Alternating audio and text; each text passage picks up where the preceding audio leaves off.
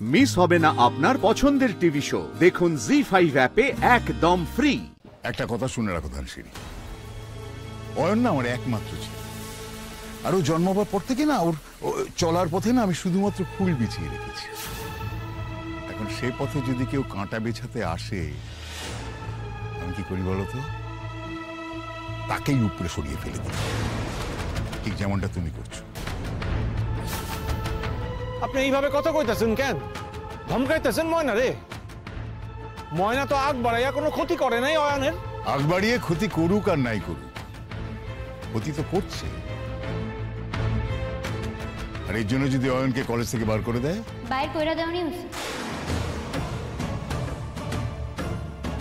না না না, তেমনটা হলে কিন্তু আবার তোমার জন্য ভালো হবে। আপনারা এই শহরের মানুষ নন, এখানে আপনাদের কেউ থাকেও না। এখন ভগবান না করেন কোনো বিপদ আপদ যদি হয়ে যায়, কি বাঁচাবে বলুন তো? দেখুন, ও বয়সে ছোট, আপনি বোঝান ওকে। ও যেন কলেজে প্রিন্সিপালের কাছে গিয়ে অয়নের বিরুদ্ধে সমস্ত অভিযোগ তুলে নেয়। ও ম্যানেজমেন্টকে বলবে জয়নের যা শাস্তি পাওয়া হয়ে গেছে, ওকে কলেজ থেকে বের করার কোনো দরকার নেই। কেন ময়না এই কথা কইব কেন? আমি বলেছি বলে?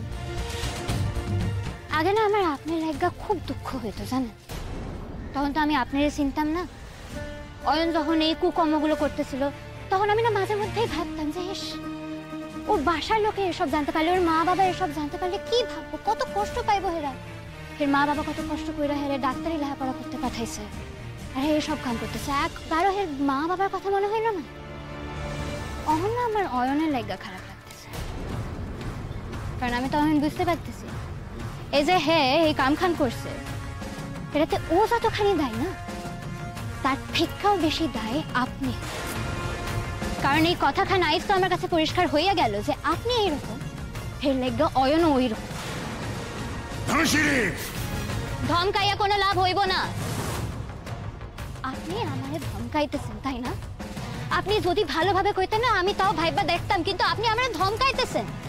তার থেকে বড় ব্যাপার হলো আপনি আমার বাবারে ধমকাইতেছেন।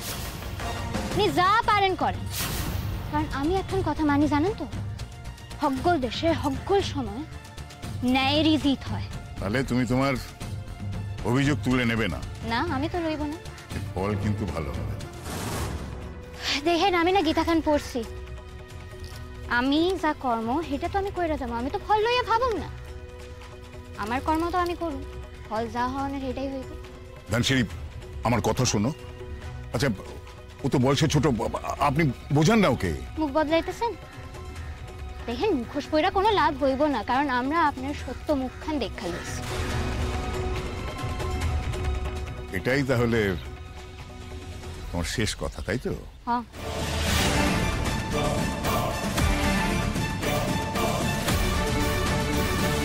চল ময়না, হোটেলে ফিরে যাই, তোরা তো আবার কলেজে যাইতে হইব।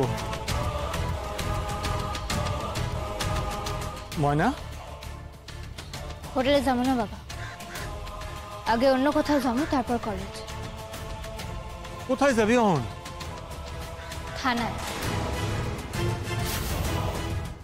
জি5 ডাউনলোড করুন আর সব এপিসোড দেখুন একদম ফ্রি।